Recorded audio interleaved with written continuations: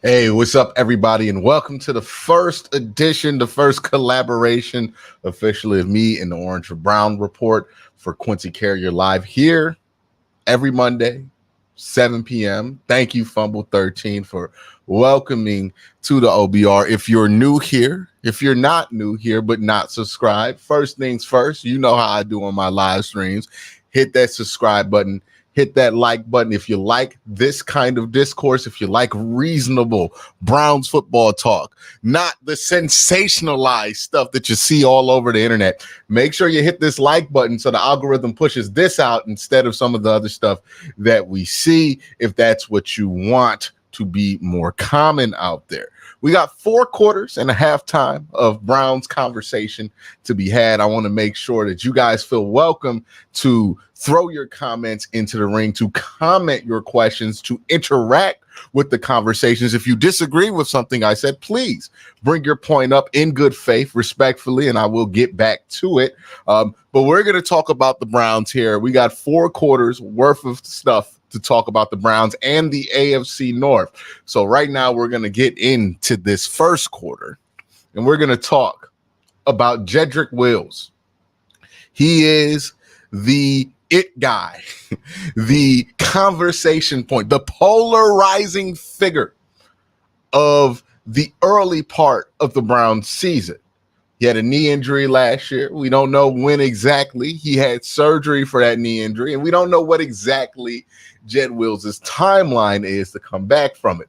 What we know is that a lot of us expected Jedrick Wills to come back week 1, to be ready by training camp, possibly ready by the 3rd week of the preseason to play so that Deshaun Watson can get out there with the starters. This is what we thought we were going to be at. We heard he wasn't on PUP. We heard he was clear to practice, but just hasn't practiced yet. But now we enter game week, the first practice of game week, and he hasn't practiced yet. Now, would I panic about Jed Wills potentially not playing yet? Me personally, I ain't there yet. Monday, a lot of guys, a lot of veteran players don't practice Monday, play on Sunday. That's not the biggest deal. Now, if this trend continues Tuesday, Wednesday, Thursday, and he hasn't had an active practice yet, then you know, just based on the Browns' trends, he's probably not going to play. But right now, I see no reason to assume that Jedrick Wills won't be healthy to play week 1. But you do have to prepare yourself for the possibility that Jedrick Wills is not going to play in week 1. And this is an interesting week because you play the Dallas Cowboys. And the Dallas Cowboys employ somebody named Micah Parsons. Now, Micah Parsons is one of the premier edge rushers in the NFL. If Myles Garrett has taken over for the big traditional 4-3 pass rush guy, right? The Mario Williams of the world, the big edges. If that's where Myles Garrett lives and where he succeeds from his legacy, right? You're talking about some of the greatest edge rushers of all time. You're talking about guys who are up there close to 300 pounds, big, tall guys. That's not the mode of Micah Parsons. Micah Parsons takes the mantle from Von Miller. If you look at how Micah Parsons is built, and thank you, Ian, for putting the picture up there of Micah, he's not built like Myles. He looks much smaller than Myles Garrett. He's built like Von Miller, a smaller edge rusher, which means he presents different problems, which means he's versatile in different ways. Remember, at Penn State, Micah Parsons was projected to be drafted as a stand-up linebacker because people assumed he was too small to play on the line of scrimmage every down. So when you look at Micah, it's not a question of is he going to live on one side or the other. It's how are they going to use him when it comes to the game plan that they're going to be employing. If you look at the numbers with Micah Parsons, he rushes off that left side 62% of the time. Now, obviously, that's going to change with the matchups, but I don't think it's going to change that much this week because I don't think they're going to stray away from having Micah Parsons go against DeJuan Jones, which brings me to my second point about Micah Parsons. A lot of people look at a guy like Micah Parsons and they assume that you want to put the biggest edge on him possible. I mean, not edge, tackle. My apologies. You want to put the biggest tackle on him possible because you want to overwhelm him with size. But that's exactly what the Cowboys want you to do. They want you to try to match Micah's size or take advantage of Micah's size by throwing power at it, because then Micah gets to win with finesse. What you want to do with Micah Parsons is match him with somebody who can relatively keep up with his athletic ability. Like, Micah Parsons is the one dominant edge rusher that if you have David Njoku, you don't mind having David Njoku match up and having to block a Micah Parsons for a couple of seconds. Now, keep in mind, it's a key word there, a couple of seconds. You're not going to hold up in pass protection having David Njoku play left tackle for you. It's not what I'm suggesting.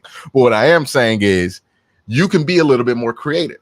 You want to value athleticism at the tackle position more than you're going to value how you match up size-wise with a dude like Micah.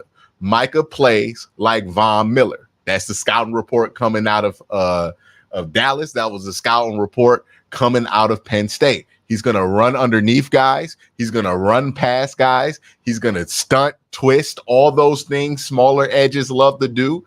That's what he's going to do. So you have to prepare yourself for three scenarios. What if Jed Wills plays? What if Jack Conklin plays left tackle? What if James Hudson plays left tackle? And which scenarios would you find more preferable than the other? Let's talk about Jed, because even without the injury, it's not like Cleveland Browns fandom has been through the moon with Jedrick Wills. It's not like the reviews have been universally great with Jed. If Jed were a restaurant, Jed would have like a 2.5-star Yelp review. There would be like a bunch of 5-star reviews. There would be a bunch of 1-star reviews. And then there would be a bunch of reviews. They ain't even talking about the food. They just don't like Jed, right? That is what Jed Wills is. He is a 2.5-star, not because his quality is always 2.5-star, but because sometimes he 5-star, sometimes he 1-star. So that is where Jed is at. And the question is, how does Jed match up with Micah? Well, if you look at where Jed Wills has struggled in his Browns career, it's not necessarily one-to-one with great edge rushers. Last year, for example, he went up against the San Francisco 49ers, had a lot of snaps up against Nick Bosa. He held up pretty good against the San Francisco 49ers. He held up pretty good against Nick Bosa. He's somebody who can play well. The thing with Jed Wills is he can get beat by guys who have super familiarity with him. You notice the games that Jed Wills struggles, they're usually division games. They're usually against opponents that have played him a ton of time. Who's always been whipping Jed Wills? Alex Highsmith, right? We all talk about what Alex Highsmith does to Jed Wills. It's no coincidence that Alex Highsmith has seen Jed Wills like 10 times in his NFL career. He's very familiar. He knows what Jed does not do well. Remember the other player that got a good whooping on Jed Wills, Jadeveon Clowney, a former teammate of Jed Wills for 2 years, and then he goes and plays for the Baltimore Ravens and does his thing against Jed Wills. The familiarity angle is what makes you struggle, or what makes Jed Wills struggle more than anything in his career. The guys who can go up against him and know what Jed likes to do, those guys struggle. Those guys always get past Jed Wills. But the guys who are new to Jed Wills, just because they're talented doesn't mean that Jed's going to be a turnstile. I don't want to say I love Jed Wills' matchup versus Micah Parsons, but this is a matchup that Jed cannot embarrass himself in. Because what Micah does well and what Jed does well, they kind of match up well enough to where you can expect that could hold up if things go right for Jed Wills. Now, the question is, how conditioned is he going to be even if he does play? He hasn't practiced since last season. Like, how conditioned can he be? How conditioned can the bikes have him be? How rusty is he going to be after not playing for a whole year or practicing? Right? Those are the questions that I would have about Jed. If he is regular Jed Wills and he goes up against Micah, I think the 60% of times he sees Micah, he might give up 1 sack, but it's not going to be a complete hole in the offensive line. So I think you'd be fine if Jed Wills is there. Now, operative word is fine. You wouldn't be sunshine, roses, daisies, and pushing through with no problems, but you'd be fine, right? You're going to hit a pothole or two. but the tire's not going to lose all the air pressure. You're not going to have to turn the car over on the side. And you're not going to have to wait for AAA. You can get home, put some air in that tire, refill it back to where it's supposed to be, and move on with your life. That's what it would be if Jed is in there. Now, Jack Conklin and James Hudson. You might be asking, why am I including James Hudson in this conversation? Quincy, he stinks. He's terrible. He looked awful in camp. It's obviously going to be Jack Conklin. Now, I'm not as sure about that, but I do think that there is a lot of smoke to Jack Conklin playing left tackle if Jed Wills is not available. I think that is the direction that it does look like the Browns are going to go. I have some concerns that I don't think enough people are raising about Jack Conklin playing the left side, especially if it's supposed to be anything long-term. But the reason I include James Hudson in this is James Hudson is going to be a part of this plan. Whether he's playing left tackle, whether he's the reserve tackle, whether he's chipping or whatever, he's going to be a part of this plan. And it might not be the worst matchup in the world. Now, Micah does bull rush. Micah does throw guys. Micah does all the things that James Hudson does not block well against, but James Hudson is a decent athlete at that left tackle position. So if the athleticism thing is having a real problem is giving Jack Conklin a real problem, then you could conceivably throw James Hudson in there. The truth of the matter is whether it's going to be Jack Conklin playing left tackle, whether it's going to be Jed Wills playing left tackle. Well, no, I think Jed, they'll leave him alone. But whether it's going to be Jack Conklin or James Hudson playing left tackle in this game, if it's not the starter, they're going to change the protections around. They're going to roll Joe Bitonio over to that tackle side, whether it's Jack or James. Now, you might ask, why would we do this with Jack Conklin? Jack Conklin, while he was a good left tackle in college, has not played left tackle full-time since college. Now, he's played a couple of snaps here and there in the NFL at left tackle. Most of those snaps early in his career. And if you're asking me if it were 3 years into Jack Conklin's career, could he flip to left tackle? I would say, yeah, it's probably no problem for him. But he was never asked to do that. Taylor Lewan held down left tackle while he's in Tennessee. Jed Wills has been holding down left tackle while he's been in Cleveland. The issue I have is that Jack Conklin has been playing right tackle for 10 years. In those 10 years that he's been playing right tackle, Jack Conklin has had a number of serious injuries. Some to his shoulder, some to his elbow, some to his bicep, a couple to his lower extremities, his knees. So you're already hurt because of the injuries that he sustained. Like his potential is already capped because he sustained so many injuries. Then you talk about flipping him from right to left. And I don't know why this feels like it's the case, but it seems like people think this is easier and easier and easier to do as every year goes on. And the truth is, some people can flip from right to left, no problem. Right? Some people they're ambidextrous. They don't have that issue with flipping their footwork. They're fine with it. They're not really too dominant with the dominant, whatever it is. Some people are really good with it. And maybe Jack Conklin is one of those people. But there are a lot of people who can't do it, who can't flip from right to left after playing right tackle for a very long time, who the muscle memory is just too much. Now, you might argue, yeah, he's been playing right tackle for the last 10 years, but he ain't been playing right tackle for the last 10 years because he's been injured a lot. And that's a fair point. And there are more concerns with Jack. Like, right, we know the injury history. If that's supposed to be part of our long-term solution for this season at left tackle, you do still have to worry about the injury history, especially with him being in a more unfamiliar position.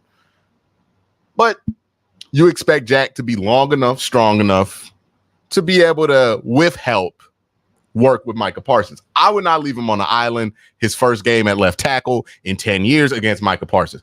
I would put in the protection plan. I would roll Joe over. I would chip consistently because I do think you can beat the Dallas Cowboys even if you do chip your tight end and still get the matchups that you want. I think it's going to include using Jerry Jeudy a lot more in the passing game if you chip your tight end, because that means that your tight end is probably not going to be available early in that step. So you're going to have Jerry Jeudy get a free release off the line and try to take advantage of the linebackers instead of it being David Njoku. Like, it's going to change things. It's going to shift things if Jed Wills is not healthy. It is something that they can handle, though, right? And I wonder how the Dallas Cowboys and the Cleveland Browns will play this chess match, right, with Micah Parsons and Jed Wills. I'm very curious to how this chess match will look with these two, because the Browns will probably start left tackle, moving a lot of things over there to kind of double Micah, and they're going to catch on to that pretty quickly. Now, when you do roll over things to the left side to try to counter Micah, what that does and what a team's going to counter with more than likely first is, okay, we're going to try to stunt twist you, right? If you're so worried about Micah, we're going to run Micah uphill. We're going to run somebody behind him or loop somebody to the other side and try to take advantage of you like that. If that does not work, then they're going to move Micah around to try to take advantage of other players who might have more pressure on them because of how this protection is, right? Because if you take the pressure off of Jack Conklin, Jed Wills, or whoever is playing left tackle, you got to put that pressure somewhere.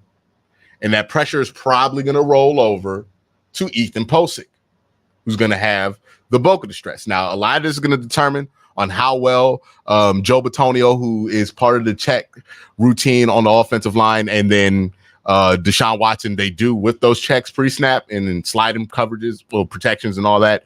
That will matter. Another thing that will matter is how well Ethan Posick holds up. If he's able to hold up well, if he's able to handle that extra pressure well, the Browns will likely be able to fix whatever they need to fix around the offensive line to live for a game against Micah Parsons. And that's just kind of how it rolls in the NFL. It's going to be interesting to see how the Cowboys handle this and how they try to attack the Browns. Are they going to go super aggressive with Micah Parsons? Are they going to try to move things around? They're going to get super cute with it? Are they just going to say straight up, we don't think this guy could block Micah Parsons, and just spam it? I don't know how they're going to go. Mike Zimmer loves to blitz. We know this about him. The Browns are going to be in a lot more 5-0 protections. You're going to see a lot of stunts, twists. The Browns look like on the right side, at least, they were handling those stunts and twists with the starters a little better. The one area where I do worry about Jed Wills is that he's horrible with stunts and twists. He's horrible when things kind of don't go great, or he kind of gets caught off guard. Like, he's just not a great improviser there. And maybe you feel better with the veteran Jack Conklin in there who can handle the stunts and twists. But again, they're coming from a different side than what he's used to. So who knows what kind of awkwardness he's going to have to deal with when he's used to kicking out with one foot, when he sees something, and it's just going to be a whole thing there. But that is my quarter one of this show. Jed Wills, Micah Parsons, Browns left tackle, Micah Parsons. What is that battle going to look like? Who's going to win that battle? How does that battle develop as the game goes on? And who makes the better adjustments as the game goes on? If the Browns are able to contain Micah Parsons, stay ahead of the sticks offensively, we know Kevin in this offense can cook. We know when they stay ahead of the sticks, whether it's Jacoby Brissett, Baker Mayfield, Case Keenum, Nick Mullins, name a random dude that's played quarterback over the last 4 years, they stay ahead of the sticks. They're able to move the ball. This was true with PJ Walker. It was true with DTR. It was true with Joe Flacco. It was even true with not Kyle Trask, but whoever they had play against Cincinnati last year. It was even true with him. You get ahead of the sticks, Browns going to be able to move the football. Whether they're running the ball well or not, they get ahead of the sticks, they're going to be able to move the football. This is going to be one of the main things that determines whether you get ahead of the sticks. Because I do think if you get ahead of the sticks and you make them think about it, you can run on Dallas. They're not the greatest run defending team in football. I do think you can throw on them. Deron Bland is out. You got some favorable matchups with some linebackers. You got to get some time. You got to win on the line of scrimmage. But if you win on the line of scrimmage, you're going to be able to stay ahead of the sticks. You're going to be able to move the ball. I don't really have much concern about the defensive side of the ball in this game because I trust this defense. They're healthy. They got Myles Garrett. Denzel Ward's back. They're going to be fine. Like, sometimes it's not really that I don't have to go in and explain exactly fundamentally how they're going to do things and the different zone coverage rules that they might use to their advantage and different plays that they might draw up in some games. It's really simple when you have star players. And the Browns have star players on defense. Are those players healthy? Let me ask you a question, because we don't think about it like this in football, but we do think about this like in basketball. If LeBron James, Steph Curry, and KD healthy on Team USA, you worried about scoring points? You worried about how the scheme's going to look? You worried about how much they're going to run flex on the baseline? Are you worried about the pick and roll specifics? Or are you pretty sure you got Steph, you got Bron, you got KD, you're going to be able to move the ball. You're going to be able to score the ball. They'll figure it out. Not saying you're going to blow every team out, but you're going to figure it out. You got Denzel. You got Myles Garrett. You'll be all right. You got Za'Darius. You got JOK. You got Martin Emerson. You got Greg Newsome. Your weak link in the secondary is Juan Thornhill. And that's not a weak link. That's just a weak link in an incredibly loaded second. Yeah, Grant Delpit. It's just a weak link in an incredibly, like, he would be a strong point to a lot of other people's secondary, especially if he's playing healthy. That's just where you're at with the defense. It wasn't complicated what they did last year. It's not going to be complicated what they do this year. Yeah, they're going to add some extra things. They're going to have some counter punches, but they still Mike Tyson as a defense, right? Mike Tyson did not overwhelm you with the intricate knowledge of fight technique. Mike Tyson peekabooed and punched you to the face to death. That will be the Browns strategy, right? If somebody got a counter to the peekaboo and we get to round 4, okay, now we got to switch it up. Now we got to have a different strategy. But most people ain't going to make it to round 4. Now, I'm not saying Dallas ain't going to make it to round 4. They're one of the teams that can. Got to have a counter punch in there. But oh no, if we're talking about like what we concerned about, Browns defense, like they got Myles. He's healthy. JOK's healthy. Denzel's healthy. Juan's healthy. I ain't worried that much.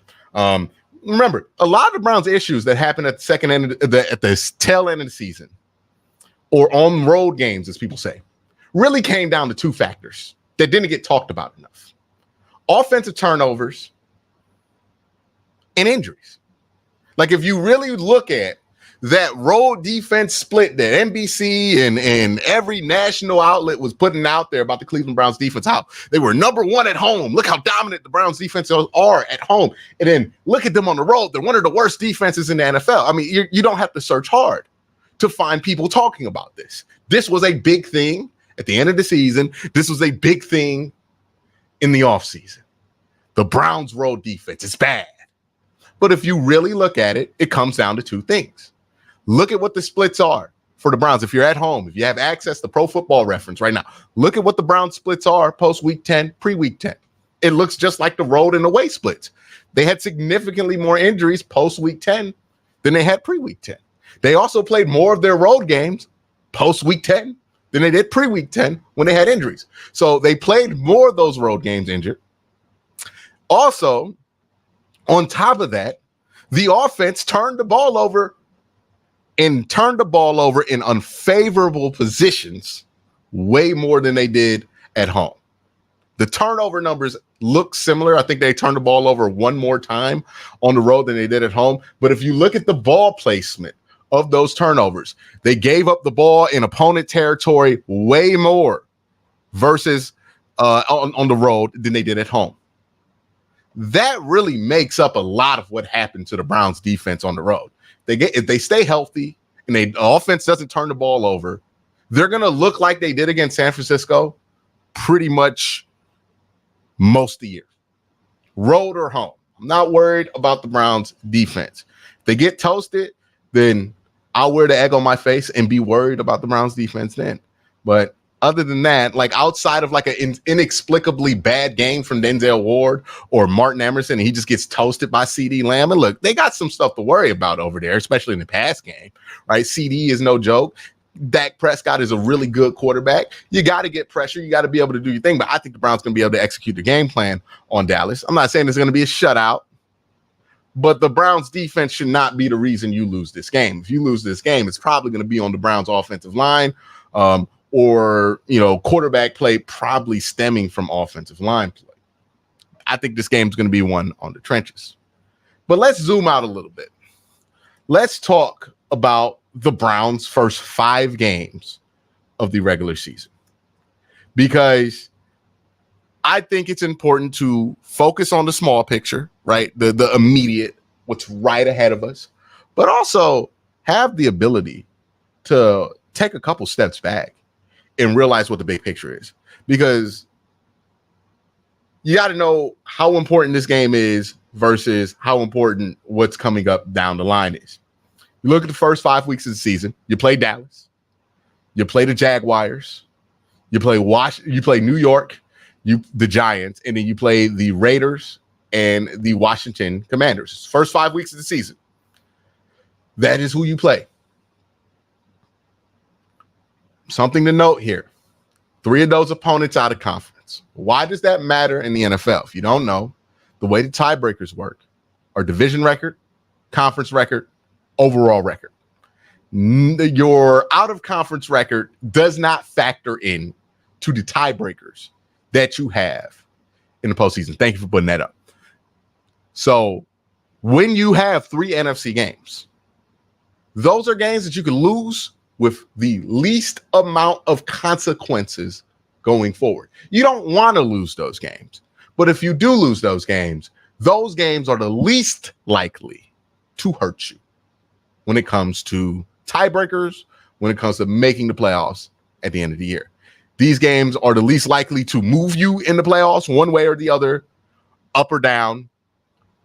That is why it's significant that they play 3 NFC opponents in their first 5 games. If they do struggle and drop a game that they're not supposed to, you would prefer it be against an NFC opponent. You don't want that to be against the Bengals. You don't want that to be against Baltimore. You don't want that to be against Pittsburgh or like the Chargers, who are a team that looks like they're going to be in wild card contention, right? You would prefer it not be against the Jaguars because they're a team that seems to be in wild card contention. And if you lose the head-to-head to them, that really affects the tiebreakers. But if you lose your head-to-head against Dallas, if you lose your head-to-head against New York, if you lose your head-to-head against the Commanders, it does not affect you nearly as much as losing a game against an AFC opponent. So you have some room to figure some stuff out. If Jed Wills needs to play himself into shape before he can get to peak form, and he gets to peak form in like week 3, you're annoyed, but you're fine with it, right? Like, it's not going to tank the season. And this is a very hard schedule at the first 5 weeks, unless you lose all 5 of these games. Like, really, if you win 2 of these games out of these 5, you're probably fine going forward for the rest of the season. It will be annoying on Browns Twitter. Don't get me wrong. People are going to be acting like the roof is on fire.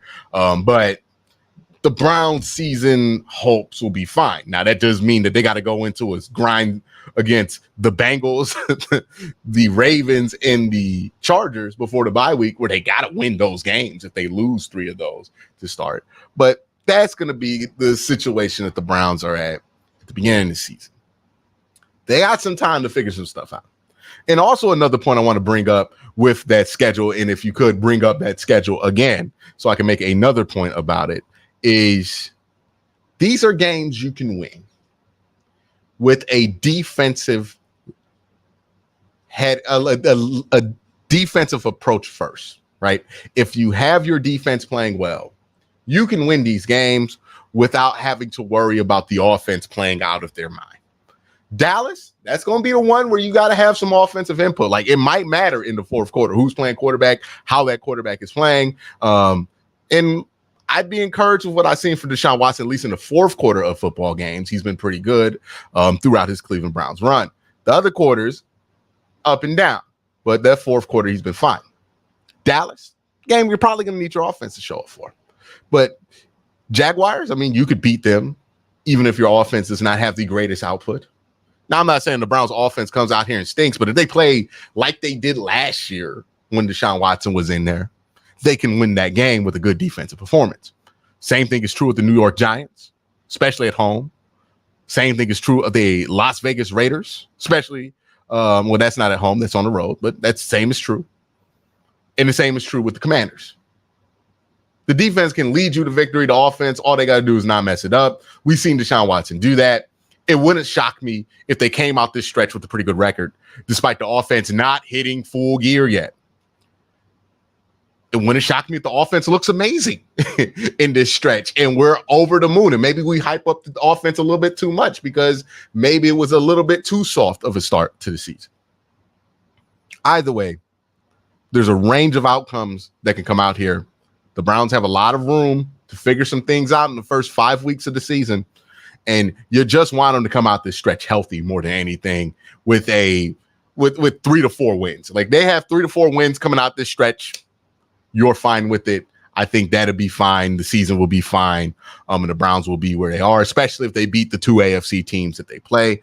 You lose to 3 NFC teams. It's going to be annoying, but you can live with it. You can come out of that stretch and you can be fine. And then you even play the Eagles after that, another NFC team.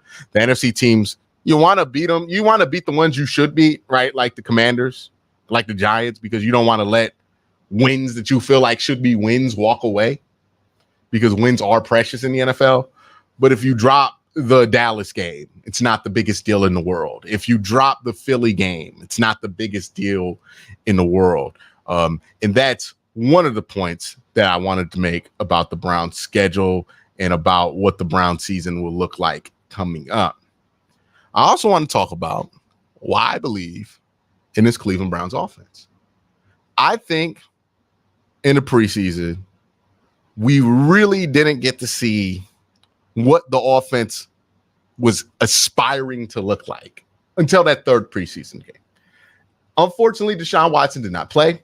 I think a lot of this matters with how it looks with Deshaun Watson, because a lot of this is built with Deshaun Watson in mind. So if Deshaun Watson is not out there running the offense, and it might not look right when you see Jameis running it or when you see DTR running it, because that's not the offense that they're truly running. They're not preparing to play with DTR. They're not preparing to play with Jameis Winston. They're preparing to play with Deshaun Watson. And from what I saw week 3, the things that they added to the offense in week 3, the different formations that you saw, the different route combos that you saw, the difference in philosophy that you saw with timing, I'm intrigued. The things that impressed me the most when DTR was out there was when DTR took his time, when he wasn't in a rush, and when he took his time as a quarterback and kind of let the plays happen. The reason this encouraged me so much is simple. When DTR was out there playing a little bit more like Deshaun Watson, the offense moved great. The offense moved great. When he was holding on to the ball, maybe looking, waiting for stuff to open up, you were getting open wide receivers. You're getting wide open space, open tight ends, open slots, Jamari Thrash, all these things. And then I was able to finally envision what the plan is for Deshaun Watson in this offense. See, the Browns for the longest time have been tying decision-making with feet, because that's how the West Coast offense works. You get to your third step, you should be at a decision pre-snap on a 3-step drop. You get to your 5th step, you're watching a couple of things develop post-snap, but if it's this, then I'm doing that. If it's that, then I'm doing that, right? That is how the West Coast offense works when you're being really fundamental to the West Coast principles. It's a lot of tying your feet to the footwork. It's why somebody like Joe Flacco could come in the middle of the year and really run it well, because that's Joe Flacco's thing. He done did the West Coast offense his whole life. It really doesn't change that much from playbook to playbook. The terminology is different, but it's more of a matter of conversion than it is a matter of learning. And for Joe Flacco, a guy who's comfortable getting to his 3rd step, making a decision, getting to his 5th step, 7th step, making a decision, it was really easy. Deshaun Watson never played in a West Coast offense prior to playing in Cleveland, right? And that is why that adjustment felt so clunky at times, because Deshaun Watson played in the spread in high school, played in the spread in college, and then got to the NFL. They tried to put him under center for a couple of snaps, and then they put him in the spread in Houston. He comes to Cleveland, and one of the points I make about Deshaun Watson on the field, in the building, is that Deshaun Watson is sometimes coachable to a fault. And by the way, we got almost 100 people in here. I need y'all to hit that like button. Let's get over 100 likes and then hit that subscribe button. Let's try to hit 3K. Let's try to hit 3K before the end of the week to start the season. But Deshaun Watson never played outside of spread, comes to Cleveland, and now he's in the West Coast. And the West Coast isn't under the center, old school offense. Like a lot of new school offenses run West Coast principles. Look at Sean McVay in LA. It's not always going to look the same, but it is fundamentally similar with how you operate in that West Coast offense. And Deshaun had to play football in a completely different way than he's played football while coming back from a 700-day break, while working back from injuries in 2023. And I think at times he figured out some of it, right? The patience that he needs. And what Kevin was really trying to get home is to just take what the defense is giving you. And that's going to be the number one key for Deshaun Watson this season. It's not going to be about the big plays. It's not going to be about the highlight reel stuff. He's going to be able to do that, and there are going to be moments during the season where he will have to do that. Don't get me wrong. But it's not going to come up all the time. Another thing to point out about Deshaun Watson's career. In high school, now, if y'all know about Gainesville, Georgia football, high school football, y'all tell me. I wasn't watching high school football when Deshaun was playing it. I'm pretty sure Deshaun was the best player on his high school team. I'm just going to go out on a limb there and say the dude who went to Clemson and started his freshman year was probably by far the best player on his high school team. If anybody knows if that's not the case, please let me know. I will correct the record, but I'm pretty sure Deshaun Watson was the best player on his team in high school. He goes to Clemson, and for 4 years, he's the dude at Clemson. He was the face of Clemson. That you thought of Clemson football, you thought of Deshaun Watson. It was all on his back. And not to say Clemson didn't have talent, but all of that talent orbited around Deshaun Watson. Because where was most of that talent? Wide receiver. They had some defensive tackles, some corners, but it was really wide receiver where you knew Clemson, and that talent orbits around what Deshaun Watson was able to do at the quarterback position. It's what made us so impressed with what he was able to do at Clemson. He comes to the NFL, it's the same thing with Houston. Everything kind of orbits around him. He needs to get that first down. He needs to risk his body to get that first down because you can't, what you gonna do, run the ball to Duke Johnson? You can't rely on that. Deshaun was the only one on offense to be relied upon. Another huge adjustment. He comes to Cleveland. It ain't on him. We don't need Deshaun to break his shoulder trying to get 2 yards. We got Nick Chubb. We don't need Deshaun to make something happen out of nowhere and throw the ball behind his back. Just dump it off to David Njoku. He could do the rest. We don't need Deshaun Watson to put up 1 million points in order to stay with the team like he had to do in 2020 because his defense in Houston was so awful. We don't need Deshaun to do that. We got the best defense in the world. We don't even need you to score more than like 60% of the drives you out there. It's fine. If you go 3 and out, it's okay. You're probably going to get the ball back pretty quick. It's a completely different situation. You go from having all the pressure on you, your team's ability to win is directly laid upon your shoulder, to come into Cleveland and ain't really about that. Honestly, we want you to do that less because when you turn the ball over, you make everybody's lives harder. Like it was worth it when Deshaun threw a crazy turnover in Houston because you need him to make those crazy throws in order to stay in the game.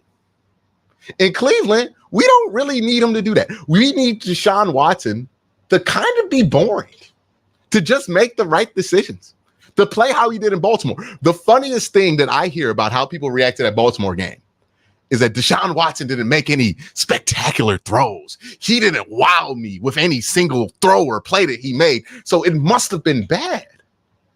And when people say stuff like that, it makes me understand just how many people talk about football, but don't understand the quarterback position. We love the quarterback position. We love the quarterback position because the highlight plays that can be made, but make no mistake about it, the nuts and bolts of the quarterback position is very boring. Honestly, you don't want to be the most exciting quarterback in the NFL. The most exciting quarterback in the NFL is rarely the most winningest quarterback when it comes to championships at the end of the year. Tom Brady was never the most exciting quarterback during his era. There were plenty of guys who took that mantle from Tom Brady. It's why the Tom Brady diehards that you run into that are like my age or older, they fight so hard to prove to you that Tom Brady is the GOAT, because during Tom Brady's run, the bulk of it, everybody wanted to call somebody else better than Tom Brady because they were more exciting. Early part of Tom Brady's career, Peyton Manning. There's a lot of people who watch football 2010 to 2000 that will tell you Tom Brady's not better than Peyton Manning. I would rather draft Peyton Manning than Tom Brady. Tom Brady's a system quarterback. All these things, right? They're not true, but that's how people felt because Peyton Manning was way more exciting. Peyton Manning also had a lot more issues in playoffs. Now, why is that the case? I'll get to that later, but let me continue on this path. Aaron Rodgers, way more exciting, right? You get to 2010, way more exciting than Tom Brady. There was a point where people were comparing Aaron Rodgers to Michael Jordan. I don't know if you guys remember this, but that was a thing. I would watch NBC. I would watch Aaron Rodgers play on NBC, and Chris Collinsworth with that's Jordan. That's football Jordan. It's Aaron Rodgers. Aaron Rodgers won one championship and got to the Super Bowl one time. People swore up and down that Aaron Rodgers was better than Tom Brady, but he was never able to best him and never able to have the postseason success that Tom Brady was able to have.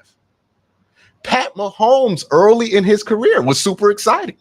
Now you've noticed the shift over the last 2 years. He lost Tyreek Hill and it became a lot less exciting to watch the Kansas City Chiefs. So much so that people make it a point to say that the Chiefs aren't that good anymore. They don't have those wild plays. They don't do the things that blow your mind as much now that they don't have Tyreek Hill. They're cooked. They lose Tyreek Hill. They win 2 championships in a row. They're a favorite to win it this year. I think the shift there is that Pat Mahomes started to play a little bit more boring football. And here's my point. Lamar Jackson is another great example of this. The most exciting player in football right now is Lamar Jackson. Lamar Jackson's never been to a Super Bowl. Like if you told me who's more exciting to watch, Joe Burrow or Lamar Jackson, it's Lamar Jackson 10 times out of 10. But Joe Burrow has better postseason success because Joe Burrow is more comfortable being bored than Lamar Jackson. You got to be comfortable being bored and doing the boring thing as a quarterback. What Tom Brady was able to do, mental discipline, patience at that quarterback position. Because he didn't need to make the big play. He'll make it when it's there, but he's not going to get baited into taking that big play early. He's going to take the under. He's going to throw that out. He's going to figure out what's there on the defense and take the appropriate shot needed. He's fine with a 12-play drive or a 15-play drive. Or if it takes 5 18-play drives to win the game, that's what Tom Brady's going to do. Some guys can't do that. Some guys get to their third 18-play drive and they want to speed it up. They want to throw that deep ball and they throw the interception. They make the big mistake. Baker Mayfield's biggest problem was that he could not stay disciplined when it came to taking the easy money, because he would take the easy money for like 2 drives. And then the defensive coordinator would be like, let's bait him. Let's make him think this big money shot's going to be there. He's not even going to think twice about it. He's going to be so desperate to get a big play in because he's been doing all this small stuff. He's going to throw it and we're going to pick it off. And Baker Mayfield fell into those traps consistently. Now, hopefully he's done a better job of that. I haven't watched Baker Mayfield all 22 in Tampa Bay. So if he's gotten better at that, good on Baker. But we're talking about what he was in Cleveland. You got to be patient. And Deshaun Watson this year, the big plays, the highlight stuff, that's going to play well on TikTok and Twitter. But I don't care about what TikTok and Twitter thinks about you as a quarterback. I care about what December, what January, and what February thinks about you as a quarterback when it comes to your win-loss record. And for Deshaun Watson to reach his goals, he's got to do a lot of what he did in Baltimore. And he's not going to get any credit for it. Nobody's going to be jumping over rails and banisters to tell you about how great Deshaun Watson's patience. Nobody's going to give him credit for it. He's going to get negative press for it at times because the numbers aren't going to be spectacular. But what he has to do to be successful and what he has to do to help the Browns reach their goals. And look, I'm not saying he has to be check down, man, right? He don't got to go out there and play like Kirk Cousins. That's not what I mean by being bored. What I mean by being boring is just, okay, that out's going to be open. Let me throw that, right? 10 yards down the field. It's 20 yards down the field. It's not always a check down, but you just figure out what the defense is willing to give up and you take it. Sometimes it's a 10-yard play. Sometimes it's a 15-yard play. Sometimes it's a 20-yard play. Sometimes it's a 5-yard play. You just take it. You stay positive. Get ahead of sticks. If Deshaun Watson, like he was in Baltimore, is willing to be bored, is willing to do the boring thing, is willing to play football that might be less exciting. You're not going to take as many hits. You're not going to roll out and have the blind behind the back throw like you did against the Raiders. But we don't need you to do that. We need you to just Dump it off to David and let him do his thing. Hey, Amari's going to cook this guy on a one-on-one. Just throw it to Amari. You might not get credit. People might say, oh, the DB just played bad, or Amari just carried him. Like, you're going to hear a lot of that. You got to be mature enough and mentally disciplined enough to not care about any of that. Nobody's going to give Deshaun Watson credit this year, whether he plays spectacular or not, whether he plays winning football or not. Nobody wants to give him credit, and that's fine. He has to be okay with that. Nobody wanted to give Tom Brady credit either. We live now in a world where people want to give Tom Brady the credit. We live now in a world where everybody calls him the GOAT, and that's unanimous.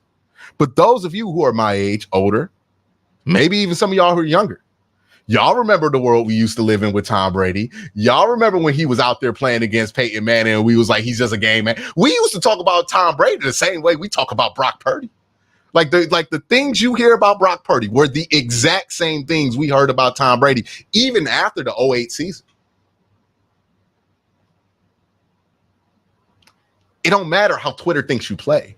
It doesn't matter how some dude with an anime avatar thinks that guy's playing because he looked up a couple of stats while he's taking a dump. That guy does not matter. Okay, we need to stop catering what we want from our football players based off of what people do while they're on the toilet, which is tweet. It doesn't have to be that way.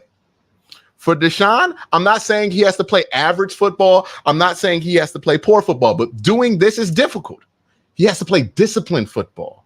He has to be disciplined mentally. He has to be okay with taking what's there. He has to be okay with not being the guy that's going to get all the credit.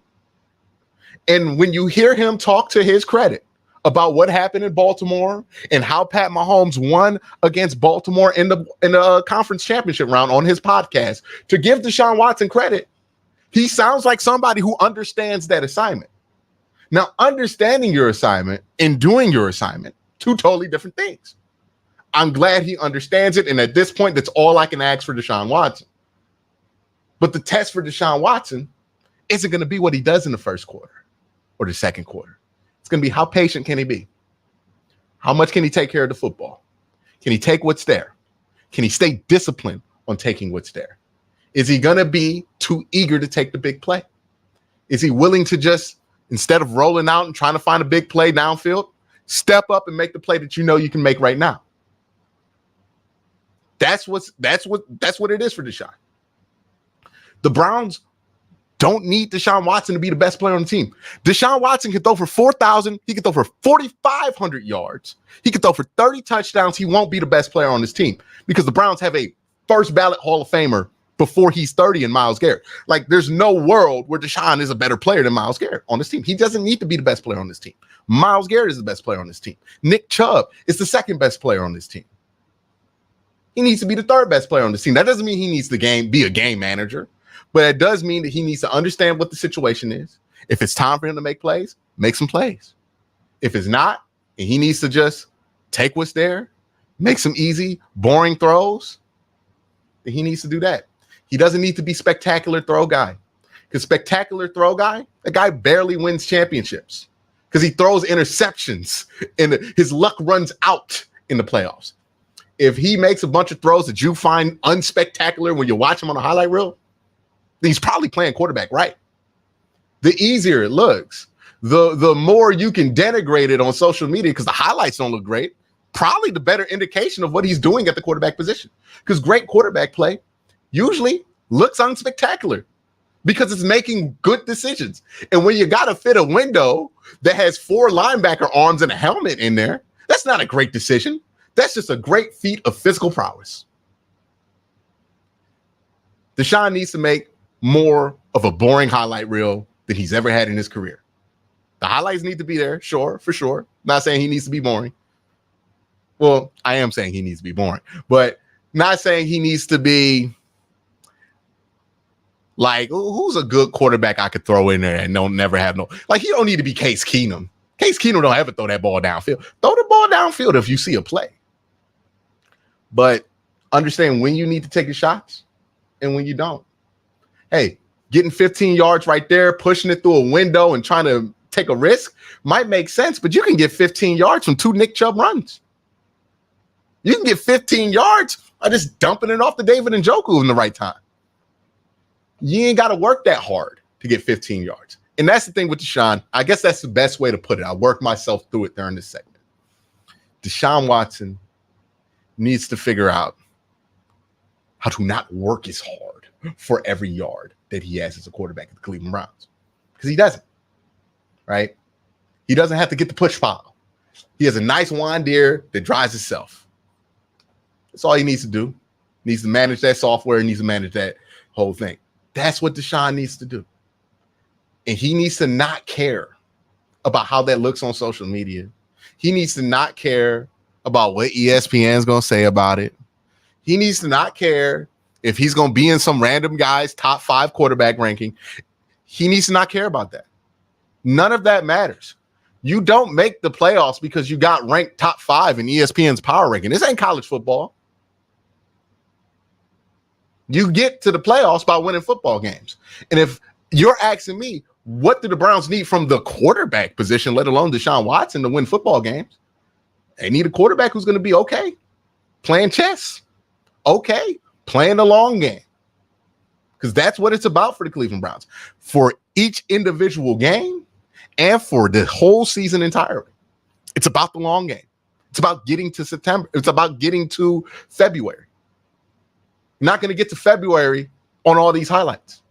Every single one of these highlight-heavy teams that we love to talk about, they're not the teams that win Super Bowls. They're usually the teams that lose. All the highlights we got about Jamar Chase and Joe Burrow in 2021 ended up being the Rams that won that Super Bowl. You can flip it. Remember when the Rams had the greatest show on turf? Well, that wasn't true. Tennessee was the team that didn't win, had all the highlights. But my point rests. It's been a long hour. What the Browns need from Deshaun Watson is good quarterback play.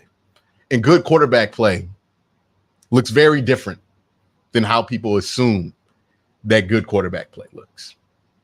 That's why I wanted to get out here. That's my 2 cents that I wanted to get off here. Ian, if you want, are there any questions in chat I can answer for the last couple of minutes of the show? If you could put them up here. Would love to answer some questions here. And then, all right. So this one is from another Q and another cat owner. Shout out to you. By the way, I get a lot of questions about this Kitten Mittens poster that I have in the back. It's an Always Sunny joke. Just go look up Kitten Mittens, Always Sunny. It's a fun little bit there. Quincy, do you think the Browns are preparing for Dallas since the schedule came out, or do you think it just started this week or last? You don't outright prepare for your week 1 opponent during training camp for obvious reasons, right? Part of that is you're going to have 53 people on the roster when you play Dallas. And in training camp, you have 90 people on the roster. So you just do the math on that. Almost half of the people in the building are guaranteed to not be in the building when you play the Dallas Cowboys. And who knows where they come up. So you're not going to do all the specific game plan tuning stuff. You're more or less tuning for the season throughout the year. College football, you can do that because if you lose a player, well, now it's different with the transfer portal, but you used to be able to do that in college football because you're not going to lose players. You don't got to cut anybody. NFL, you can't do that because you're going to lose half of the people that you're preparing with. Like you can't have a look installed for Dallas and then be surprised if Dallas is prepared for that look because they signed somebody that you cut. So that's not good strategy. The Browns probably started preparing and probably started doing their specific stuff for Dallas once they got the roster down to the official 53. So we're talking about once they got Deontay Foreman on the team, that's probably when they started a lot of their specific game plan stuff. And that's why they made the decision on Tyler Huntley that day, right? It's why they decided no longer we need to just get ready for week 1 and cut him and then moved on. So that's when game planning starts for the week 1 opponent for everybody. You can't game plan for week 1 in August simply because it would be impractical because who knows where those players you cut end up. And it's one thing if they know what you're installing during training camp. It's pretty basic, generic stuff that you're installing during training camp. It's another thing if you're like installing a protection that's specifically to stop Micah Parsons, or you're installing a Trayvon Diggs beater or something like that you're going to surprise them with, like the game plan specific stuff. You don't want to do that. So that is the answer to that question. Gregory H has the last question of the day here. Do you think the linebacking core outside of JOK is sufficient? It depends on how you look at it. If we're looking at it straight up and down the linebacker depth chart itself, it probably doesn't feel that sufficient because we're dangerously close to having Nathaniel Watson be like a third linebacker on the team. But I don't think that's how the Browns look at that. I think they're going to supplement what they don't have in the linebacker position with two things: different personnel packages. So they're probably going to run their base out of nickel instead of 4-3. So you're going to have one less linebacker on the field at most times, and maybe have about 15 plays a game where you run in base and you do have three linebackers out there. And sometimes that third linebacker could be Grant Delpit, right? Like you can move Grant Delpit into the box, have Ronnie McLeod up there. The Browns have three safeties that can start for a reason. And part of that is because they feel like Grant Delpit is somebody who can move in between linebacker and strong safety. So Grant's kind of in that linebacker room. He's kind of not, and he's kind of part of that rotation. So if you think about it, with Grant Delpit in there, you feel a lot better. And functionally speaking, that's probably how the Browns are going to operate, with Grant feeling like an extra linebacker or extra body in that room. So I think that's going to make the bulk of the difference there for Grant Delpit and for this linebacker room. It's not going to be about like Devin Bush playing a bunch of snaps. And I cannot bring myself to, I'll believe it when I see it, that Devin Bush is going to play a ton of snaps. But this has been the first episode of Quincy Carrier Live. Let me know what you thought about this show. If you liked it, hit that like button. If you liked it a lot, hit that subscribe button to make sure you don't miss when I'm on here live with the OBR. Appreciate them for working with me on this. Make sure you show the OBR some love. Make sure you check out the website. Make sure you subscribe to the YouTube channel. Let's try to get the OBR to 3,000 subscribers sooner than later. 100 of you in chat right now, if you all subscribe to the OBR right now, they would be at 2.93 K subscribers. So just hitting that subscribe button, hitting that like button makes a huge difference. Make sure that people can get more content like this out here, and it encourages people to make more content like this. If you're tired of the screaming, the hot takes, all of those stuff, then make sure you hit the like button on the stuff that you feel like is reasonable, that you feel like you like, so that stuff gets promoted more. But I want to thank you guys. Let me know what you think in the comment section. Y'all have a great day. Have an even better night. Peace.